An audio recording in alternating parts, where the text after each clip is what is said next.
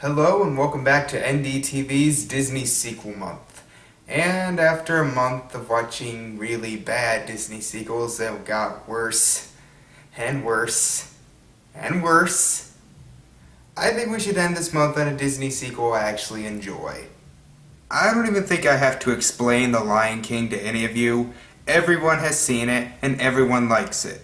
Well, almost everyone.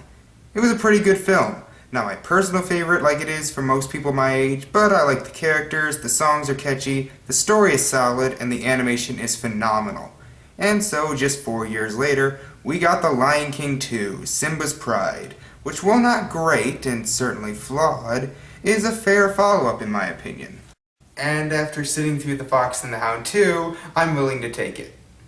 One thing that is a consistent complaint about this movie is, it's good, but not as good as the first movie. And that applies to the animation. The backgrounds are great, but not outstanding, and the animation on the animals is decent, but a little too cartoony. I know that sounds weird, but in the first it seemed the animators went out of their way to make the characters look like real animals. Here they are basically humanized animals. But anyway, we see the thing that happened at the beginning of the first movie happen to Simba's daughter Kiara. It's decent, but it's not as good as the first movie. And then we are reintroduced to Timon and Pumbaa. Ah, Pumbaa, look at that little guy. A chip off the old block. And you gotta know who's gonna raise him. His parents? Okay, sure, get technical. But who's gonna teach him the really important stuff? Like how to belch. They really have nothing to do with the movie and are pretty much just there for the marketing. We cut to a few years later where Kiara is now a little kid. She wants to go off by herself, but Simba gets worried because apparently going through a spiritual transformation made him forget what it was like to be a kid, so he sends Timon and Pumbaa to look after her. Well, that's very responsible. I mean, these two raised Simba and he turned out alright, so I'm sure watching Kiara for the afternoon shouldn't be that hard.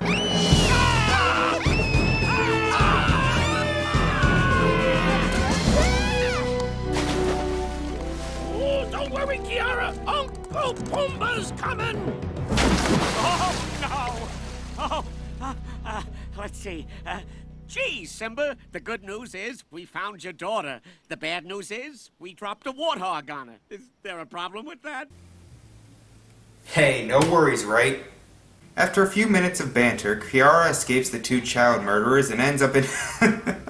I love that the landscape is always affected by evil. Well, there she meets a young cub named Kovu. Who are you, Pridelander?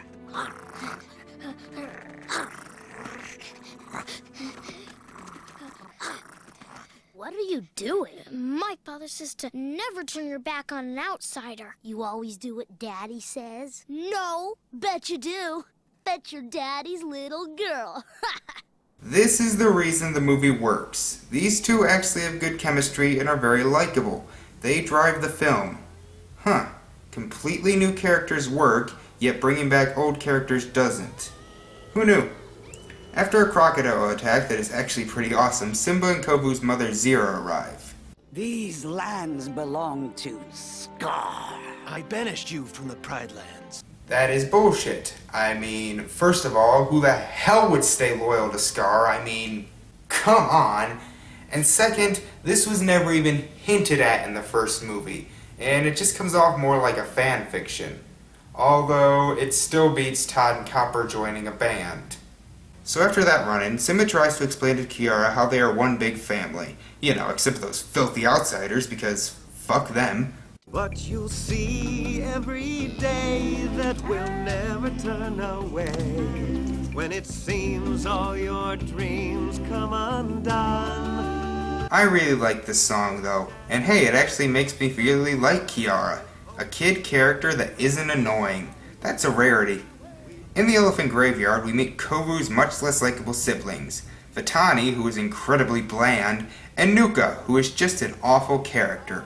It's not even because he's played by Andy Dick. This character just annoys the hell out of me.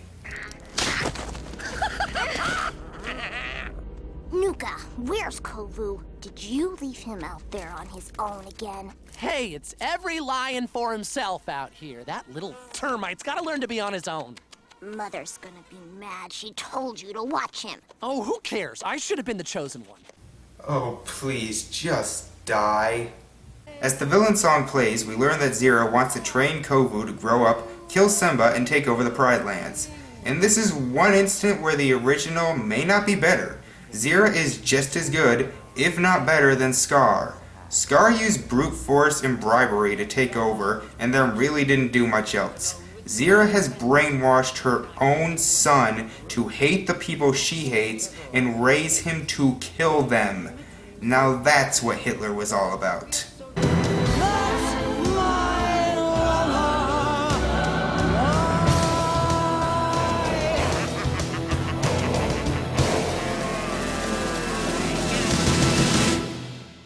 Nice. A few years pass and Kiara is about to go on her first hunt. Simba gets worried and sends Timon and Pumbaa to watch her. Yeah, because that worked out so well the last time. While out there, Vitani and Nuka start a particularly terrible CG fire, which nearly suffocates Kiara. However, Kovu comes to her rescue, and now that he has a life debt, Simba agrees to let him stay on Pride Rock. But I like the fact that Simba doesn't trust him and makes him sleep outside. At least he's consistent in this film, even if it isn't entirely consistent with the last film. So it turns out Kiara is pretty terrible at hunting, so Kovu tries to teach her, but they get distracted when they start chasing birds. Why are we doing this? What's the point of this training? Training? This is just for fun. Fun? F is for friends who do stuff. No, we are having none of that. Kiara and Kovu do some stargazing as Kovu brings up the taboo subject of Scar. He wasn't my father, but he was still part of me. Well, that's good, because if he was, then this romance would be all kinds of wrong. But it wouldn't be the first time Disney has incest in one of their movies. In the book, Feline and Bambi are cousins. Seriously, what the fuck, man? You're messed up. Rafiki comes along and takes them to a musical number. Because of all the characters to get a song, it had to be Rafiki.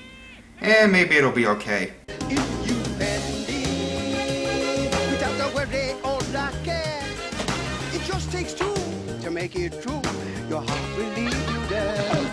No, it isn't. The song is too sugary sweet, Rafiki's singing voice is annoying, and the animation seems like it's trying to be I just can't wait to be king and failing. Anyway, Simba eventually accepts Kovu as a member of the Pride, but then Zero arrives and ruins that. A fight ensues, and while injured, Simba manages to escape, but Nuka is killed.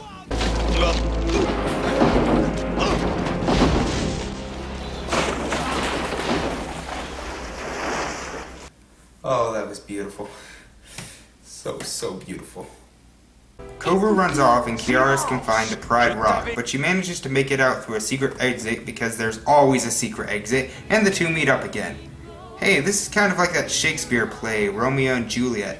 How dare you rip off Shakespeare? I mean, it's not like the first film did that. What's next, ripping off an obscure anime from the 60s?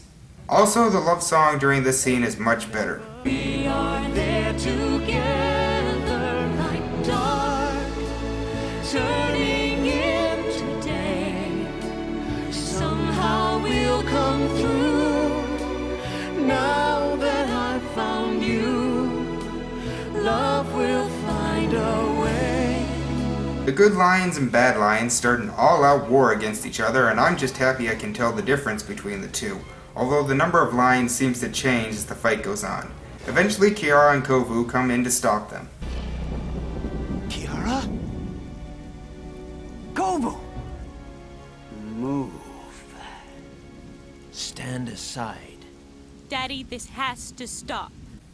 Probably not the best time to use the word daddy. Most of the outsiders agree to forget their differences and join the Pride, but Zero will have none of that and gets into a brawl with Kiara that leads to the edge of a cliff.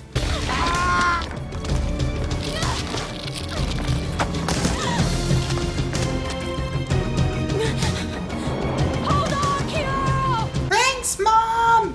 Kiara tries to help Zero, but decides death is a better option than being dishonored. I'll help you.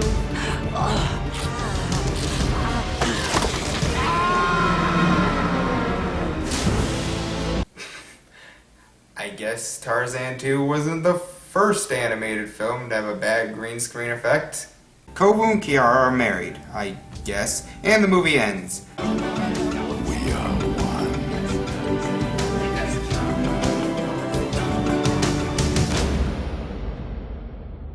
So that was The Lion King 2, Simba's Pride. Is it as good as the first movie? No! But it's a pretty decent follow-up. The two biggest problems are not being as epic as the first movie and some aspects coming off more as fan fiction. But the animation is pretty damn great for a direct-to-video movie, the songs are good, for the most part, the two leads are likable, it has some funny moments, and it does do a good job of continuing the story. So if you love The Lion King, give this one a shot. At the very least, you won't feel like hurting yourself afterwards. Well, that's it for Disney Sequel Month. Thank you all for watching, and I will see you next time in October. Bye. Is our pride deep inside? We are one.